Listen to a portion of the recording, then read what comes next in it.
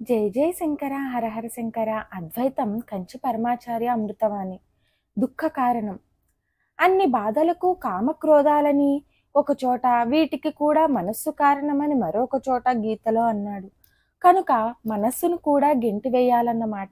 సాధారణంగా కోరికే అన్నిటికీ కారణమని భావిస్తాం. ప్రస్తుత దశలో దీనిని మచ్చిక చేసుకోవాలి. ఎవరైనా సఫలం కాక బాధపడుతూ ఉంటే కోరికే నిన్నట్లా చేసిందని వేలు పెట్టి చూపిస్తాం. ఇదే మూల కారణం కాదు, కాకపోదు కూడా. కోరికకు మూలం మనస్సే. ఈ మనస్సుకి మూల కారణం మాయ. ఇదే సమస్త ద్వైత ప్రపంచానికి కారణం. మనస్సు ద్వారా జీవుణ్ణి బంధిస్తోంది మాయ. మనస్సు నుండి సంకల్ప వికల్పాలకు దూరంగా ఉండాలని జీవుడు ప్రయత్నించాలి. సత్వర రజస్తమో గుణాలున్నాయి. సత్వగుణం ప్రబలంగా ఉన్నప్పుడు మనస్సు సంస్థితితో స్పష్టతతో ఉంటుంది. తమో గుణం వల్ల జడత్వం, సోమరితనం, ఏదో పని చేయాలని అనిపించడం రజోగుణం వల్లనే. ఏ గుణమైనా మనస్సుతో ఉన్నప్పుడే. ఇట్లా మూడు గుణాలు, మనస్సు, ఇవన్నీ మాయ కల్పితాలే. కనుక చివరికి మాయ మూల కారణం అందాం. దీనిని లొంగదీయడం మన వల్ల కాదు. ఈ శక్తి మానవాతీతం. కనుక మనస్సునే దువ్వాలి.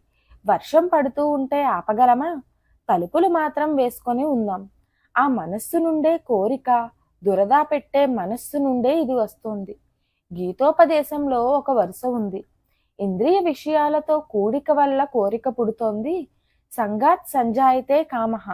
కోరిక నుండి క్రోధం, క్రోధం నుండి మోహం, మోహం వల్ల బుద్ధినాశం. దానివల్ల పూర్తిగా నశిస్తున్నాడు జీవుడు. కనుక కామం మొదటి కారణం కాదు. మనస్సు ఇంద్రియ విషయాలలో చిక్కుకున్నప్పుడు కామం కలుగుతోంది. అది ఎక్కడా? మనలో అన్ని భావాలు మనస్సు నుండే కదా. మనస్సును ఆధారంగా చేసుకునే మాయ జీవుణ్ణి సృష్టిస్తోంది. అది అణిగితే కామక్రోధాలు పోయి శాంతి ఆనందాలు లభిస్తాయి. లోగడ చెప్పిన గీతోపదేశాన్ని వివరిస్తా. కామక్రోధాలే జీవుణ్ణి పాపంలో ముంచుతున్నాయి. ఈ కోరికకు అధిష్టానాలను చెప్పాడు. అవి ఇంద్రియాలు, మనస్సు, బుద్ధులని. ఈ మూడింటిని ఆధారంగా చేసుకొని మాయా నాటకమాడుతోంది. ఇంద్రియాల ద్వారా మనస్సు పరుగెడుతోంది. ఆ కోరికకు కారణమే మనస్సే. బుద్ధి దీనిని నియమిస్తోంది. అనగా మచ్చిక చెయ్యబడేది మనస్సే.